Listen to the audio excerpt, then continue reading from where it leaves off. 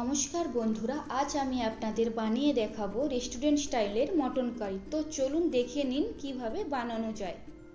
এই পদ্ধতিতে যদি বানান তাহলে কথা দিচ্ছি স্বাদ এবং কালার দুটোই রেস্টুরেন্টের থেকে কম কিছু হবে না। মটনটা আপনারা এখানে আপনাদের পরিমাণ মতো নিয়ে হাফ চামচ নুন, হাফ চামচ হলুদ গুঁড়ো ও সামান্য সরিষার তেল এবং পরিমাণ মতো দই দিয়ে ভালোভাবে ম্যারিনেট করে নেবেন।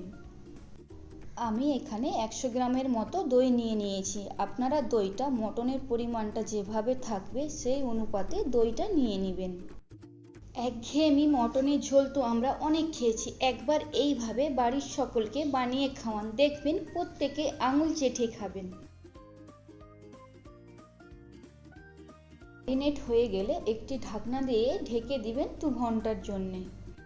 এবার একটি বাটিতে হাফ চামচ লঙ্কা গুঁড়ো, হাফ চামচ হলুদ গুঁড়ো, হাফ চামচ জিরে গুঁড়ো ও হাফ চামচ ধনে গুঁড়ো দিয়ে সমস্ত গুঁড়ো মশলাগুলোকে সামান্য একটু জল দিয়ে ভালোভাবে গুলে নেবেন।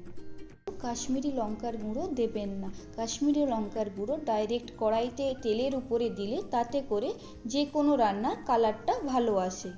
এরপর একটি কড়াইতে পরিমাণ মতো সরষের তেল নিয়ে নিন। তেলটি গরম হয়ে গেলে হাফ চামচ গোটা জিরে, একটি তেজপাতা, 2টি শুকনো লঙ্কা দিয়ে ভালোভাবে ভেজে নিন।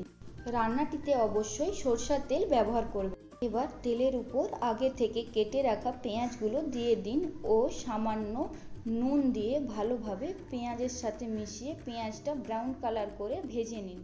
এখানে 2টো মিডিয়াম সাইজের পেঁয়াজ নিয়েছি, আপনারা আপনাদের প্রয়োজন মতো নিয়ে নেবেন।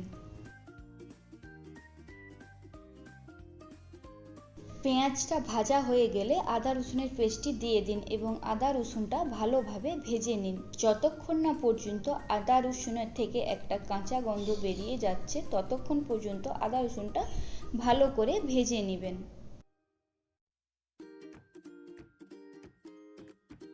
কুচানো টমেটোগুলো দিয়ে দিন এবং ভালোভাবে তেলের সাথে ভেজে নিন যতক্ষণ না পর্যন্ত টমেটোগুলো নরম হয়ে আসে, ততক্ষণ পর্যন্ত ভেজে নিন।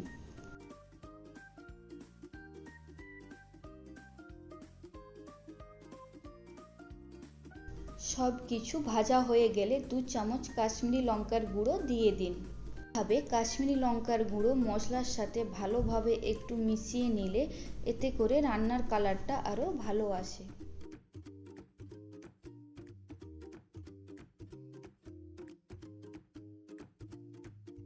এরপর আগে থেকে তৈরি করে রাখা গুঁড়ো মশলাগুলো দিয়ে সব কিছু আবারও ভালোভাবে মিশিয়ে মশলাটা একটু কষে নিন। পর্যন্ত মশলা থেকে তেল ছাড়ছে ততক্ষণ পর্যন্ত মশলাটিকে লো হিটে ভালোভাবে কষে নিতে হবে। মশলা কষানোর ওপর অনেকখানি রান্নার টেস্ট নির্ভর করে। যত বেশি সময় দিয়ে মশলাটা কষিয়ে নেবেন রান্নার টেস্ট ঠিক ততটাই ভালো হয়। দেখুন মশলা থেকে কত সুন্দর তেল ছেড়ে দিয়েছে, ঠিক এইভাবে মশলাটিকে কষে নেবেন। এবার আগে থেকে ম্যারিনেট করা মটনটা দিয়ে ভালোভাবে মশলার সাথে কষিয়ে নিন। এই সময় হিটটা অবশ্যই হাই করে দেবেন। মটনটা মশলার সাথে কমপক্ষে 15 থেকে 20 মিনিট ধরে কষিয়ে নেবেন, এতে করে মটনের যে একটা গন্ধ সেটা সম্পূর্ণ চলে যায়। ছোট থেকে বড় প্রত্যেকেই আমরা মটন খেতে খুব ভালোবাসি। 20 মিনিট কষানোর পর দেখুন কতখানি জল বেরিয়ে গিয়েছে। এই জলটা আপনারা কষিয়ে একবারে শুকনো করে নেবেন।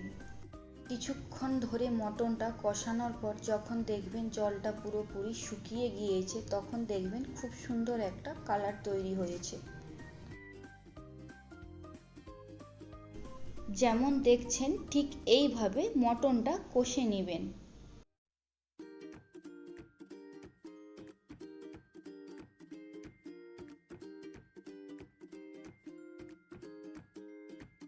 এবার পরিমাণ মতো জল দিয়ে দিন। এখানে জলের পরিমাণটা একটু বেশি করেই নেবেন। এবার সব কিছু ভালোভাবে মিশিয়ে একটা ঢাকনা দিয়ে ঢেকে হতে দিন 1 ঘন্টার জন্যে। গ্যাসের হিটটা অবশ্যই মিডিয়াম আঁচে রাখবেন।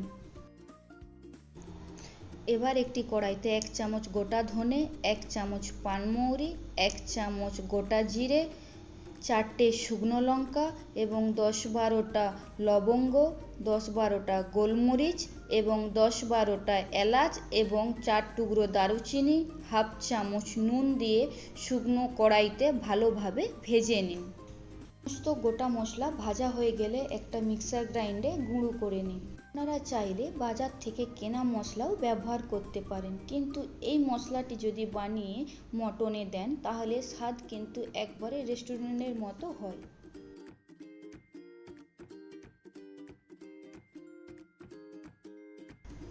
1 ঘন্টা পর ঢাকনা খুলে দেখে নেবেন মটনটা ঠিকভাবে সেদ্ধ হয়েছে কিনা।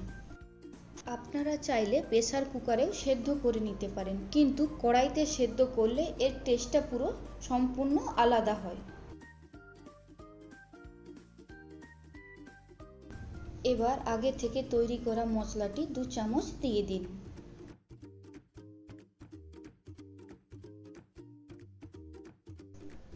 এবার উপর থেকে ধনেপাতা ছড়িয়ে সব কিছু ভালোভাবে মিশিয়ে নিলেই তৈরি হয়ে যাবে মটন কারি।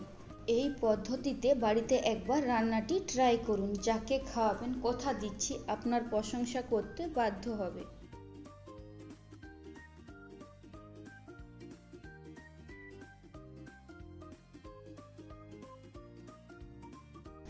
এবার এই গরম গরম ধোঁয়া ওঠা মটন কারি ভাত, লুচি, পরোটা, রাইস যে কোনোর সাথে পরিবেশন করুন।